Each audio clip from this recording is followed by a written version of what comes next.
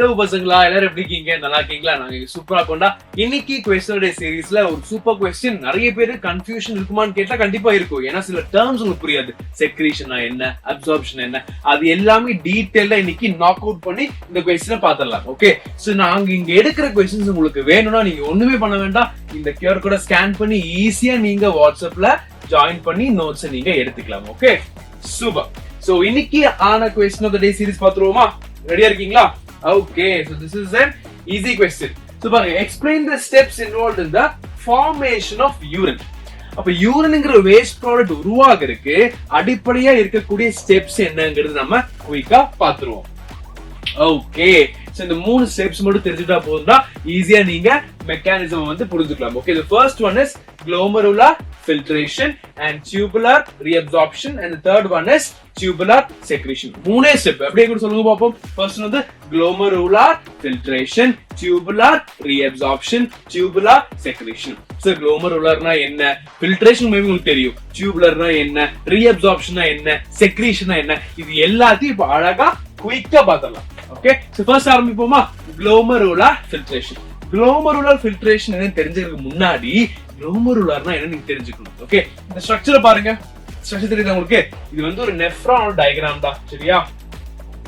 Okay, இது வந்து ஒரு நெஃப்ரானோட ஒரு டயகிராம், சரிங்களா? சோ இந்த டயகிராம்ல நிறைய பார்ட்ஸ் இருக்கு. பவுமன்ஸ் கேப்சூல் இருக்கு, ப்ராக்சிமல் கன்வெர்டிங் டியூபிள் இருக்கு, டிஸ்டல் இருக்கு, லூப் ஆஃப் ஹென்லி இருக்கு, கலெக்டிங் டக்ட் இருக்கு, எஃபரண்ட் ஆர்டீரியோ, லிஃபரண்ட் அப்படி நிறைய இருக்கு. ஓகே, நீங்க ஆல்ரெடி படிச்சிருப்பீங்க. சோ அதுல நீங்க ஒரே விஷயம் ஞாபகம் போதும். இந்த கப் ஸ்ட்ரக்சர் தெரியுதா? இது பேர் தான் பவுமன்ஸ் கேப்ஸ்னு சொல்லுவோம். அதுக்குள்ள இருக்கிற இந்த பர்టిక్యులர் பிளட் வெசல்ஸ் எல்லாமே என்ன சொல்றோம்னா glomerulus சொல்லுவோம், சரிங்களா?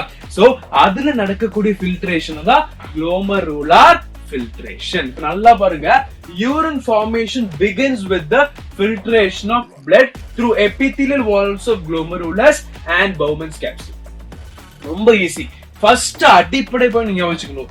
யூரின் எப்படி ஃபார்ம் ஆகுதுன்னா, நம்ம பிளட்ல இருக்கக்கூடிய வேஸ்ட ஃபில்டர் பண்ணி அந்த வேஸ்ட் ப்ராடக்ட் தான் சில பல ப்ராசஸ்க்கு அப்புறம் யூரினா மாறுது. அப்ப எங்க இருந்து ஃபார்ம் ஆகுது? நம்ம பிளட்ல ஃபார்ம் ஆகுது. அப்ப ஸ்டார்டிங் ஸ்டேஜ் எங்க இருந்து இருக்கு? இந்த பர்టిక్యులர் பவுமன்ஸ் கேப்சூல் இருக்கிற glomerulus, அதுக்குள்ள இருக்கிற வால்ஸ் எல்லாமே ஃபில்டர் மாதிரி ஆக்ட் ஆகும். நீங்க நிறைய ஃபில்டர்ஸ்ல பாத்துருப்பீங்க, கரெக்டா? நிறைய வாட்டர் ஃபில்டர்ஸ்ல இந்த பேப்பர் மாதிரி இருக்கும். ஓகே, இப்ப தண்ணி ஃபில்டர் ஆகி வேஸ்ட் மேல நிக்கும், தண்ணி பாட்டு போகும். அதே மாதிரி இந்த இடத்துல ஃபில்டர் ஆக ஆரம்பிக்கும், சரிங்களா? அப்ப இந்த பிளட் வந்து இந்த இடத்துல அழகா ஃபில்டர் ஆக ஆரம்பிக்கும். This is the first important point. அதுக்கப்புறம் பாருங்க, அப்படி வர ஃபில்டரேஷன் சொல்லணும்னா glomerular filtration. இப்ப என்னாச்சு? அந்த பிளட் இல்ல, இப்போ பிளட் வந்து அந்த glomerulus capsules-ஓட அந்த பேசிக் எபிதியல் செல்ஸ்ல கிராஸ் பண்ணி வந்திருக்கு. அப்ப அந்த பிளட் இப்ப என்னவா மாறிடுச்சு? glomerular filtrate-ஆ மாறிடுச்சு, சரிங்களா? சோ அது என்ன இருக்கு? நமக்கு தேவைப்பட்டதும் இருக்கும், தேவைப்படாததும் இருக்கும். presence in the blood of filter. Okay, இப்ப நல்லா யோசிச்சு பாருங்க, யூரின்னாலே வேஸ்ட் தானே. அப்ப நமக்கு தேவை இல்லாத பொருள் தானே இருக்கணும். தேவை இருக்கிற பொருள் போன பிரச்சனை தானே. ஆனா இங்க கொடுத்துதான் பாருங்க, both essential and non-essential substances present in the blood of filter. அப்போ அதை நம்ம வந்து சரி பண்ணணும். இப்ப பிளட் வந்து ஏனோ தானோ ஃபில்டர் ஆயிடுச்சு. அப்ப நமக்கு தேவை இருக்கிற பொருளும் ஃபில்டர் ஆயிடுச்சு, தேவை இல்லாத பொருள் ஃபில்டர் ஆயிடுச்சு. அதை நம்ம அழகா எடுத்து கொண்டு வர்றதுக்கு நமக்கு அடுத்த ப்ராசஸ் பேர் தான் tubular reabsorption. என்ன சொல்லுவோம்? Yes, tubular reabsorption. tubularனா என்ன? ரொம்ப ஈஸி தான். நீங்க எப்படி இந்த டயகிராம்ல glomerulus, Bowman's capsule பாத்தீங்களோ அதே மாதிரி இங்க டியூப் தெரியுதா உங்களுக்கு? தெரியுதா? சோ அந்த டியூப் பேர் தான் நம்ம tubular இந்த இடத்துல மீன் பண்றோம், சரிங்களா?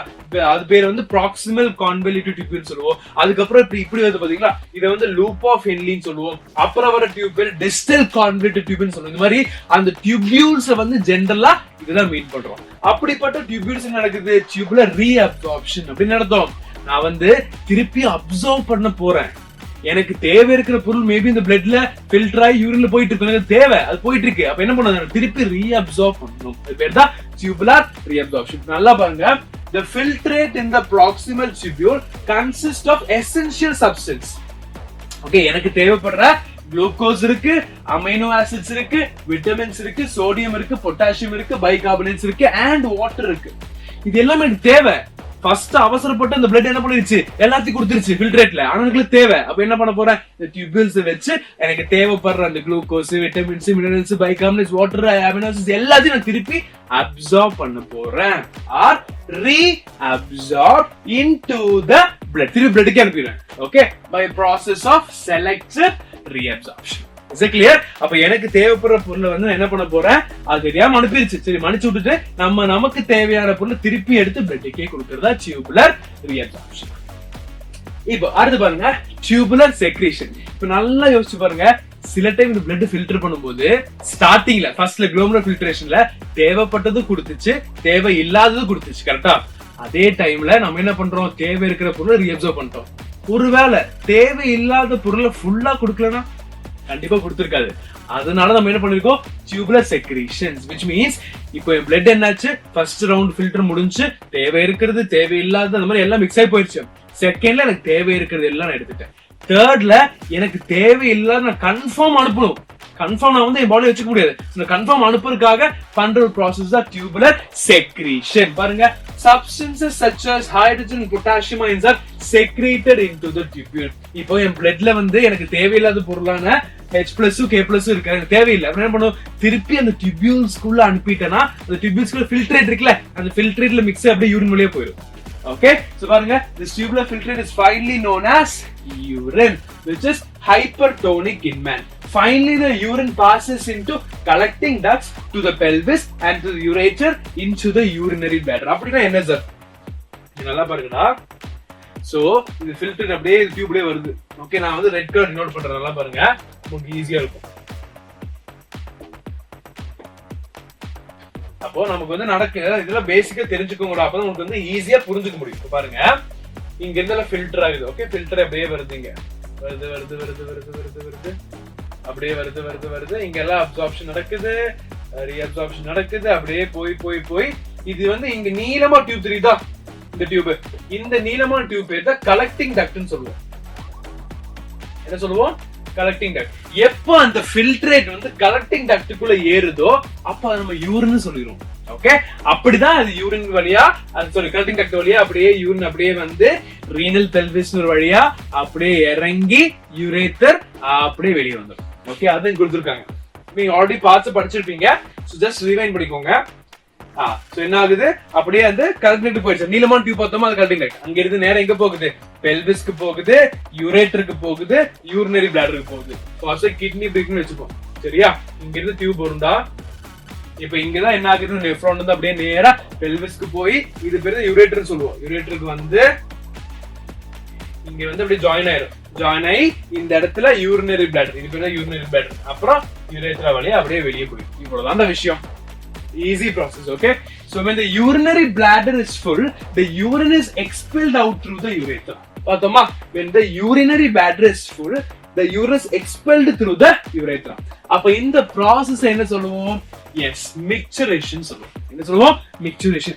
இததான் காமனா நம்ம என்ன சொல்லுவோம், urination சொல்லுவோம். கேள்விப்பட்டிருக்கீங்களா? காமனா சொல்றது urination தான், but scientifically or technically we call it as micturition. A healthy person excretes 1 to 2 liters of urine per day. ஞாபகம். ஓகே, இதுதான் பேசிக் ப்ராசஸ், நம்ம பார்த்ததே தான், சரியா? குளோமரல்ஸ் இருக்கு, அப்படியே ஃபில்டர் ஆகுது, அப்படியே வுமன்ஸ் கேப்சூல் போகுது, அங்க இருந்து அப்படியே பிசிடி ப்ராக்சிமல் கான்வல்யூட்டிவ் டியூபியூல் அப்படியே லூப் ஆஃப் நீளமா அப்படி பார்த்தோமா, அது வழியா அப்படியே டிசிடில ஏறி கலெக்டிங் டியூப் வழியா அப்படியே அழகா வெளியே போகுது. சரிங்களா? பாத்தீங்க, ureter ureter. Clear? Got an idea? பாத்தீங்களா, சொன்ன பாத்தீங்களா, இந்த வழியா அப்படியே வரும். யூரேட்டருக்கு வந்து யூரினரி பிளாடர் வழியா அப்படியே யூரேத்ரா வழியா யூரின் வெளியே போகும். கிளியர்? சோ இதுல வந்து நம்ம கிட்னியோட பார்ட்ஸ் என்ன அதை நம்ம டிஸ்கஸ் பண்ணலாம். ஏன்னா அது கேட்டிருக்க கொஸ்டின் என்னன்னா ஃபார்மேஷன் ஆஃப் யூரின். அப்ப ஃபார்மேஷன் ஆஃப் யூரின் தெரிஞ்சுக்கணும்னா சில பல விஷயங்களோட கிட்னி பார்ட்ஸை நம்ம ரீகால் மட்டும் தான் பண்ணிருக்கோம், ஃபுல்லா டீடைலா பார்க்கலாம். ஆனா என்ன டீடைலா பார்த்திருக்கோம், மெக்கானிசம் ஆஃப் யூரினை ஃபுல்லா டீடைலா பார்த்திருக்கோம், சரியா? சோ இந்த மாதிரி உங்களுக்கு கொஸ்டின்ஸ் வந்து நீங்க ஈஸியா படிச்சுக்கலாம். குயிக் ரிவிஷன் மாதிரி 5 to 10 minutes ஸ்பெண்ட் பண்ண போதும் டப்புன்னு படிச்சலாம். இந்த நோட்ஸ் நீங்க ஃப்ரீயா ஆக்சஸ் பண்ணிக்கலாம். சார் எனக்கு இந்த மாதிரி இந்த கொஸ்டின் டவுட்டா இருக்கு சார், இந்த டாபிக் டவுட்டா இருக்கு சார், இதை டீச் பண்ணா கண்டிப்பா கமெண்ட் பண்ணுங்க. அந்த ஸ்பெசிபிக் டாபிக்கை அழகா 5 to 10 minutes முடிச்சு கொடுத்துருங்க. Okay, so until then we'll meet. Bye bye, take care.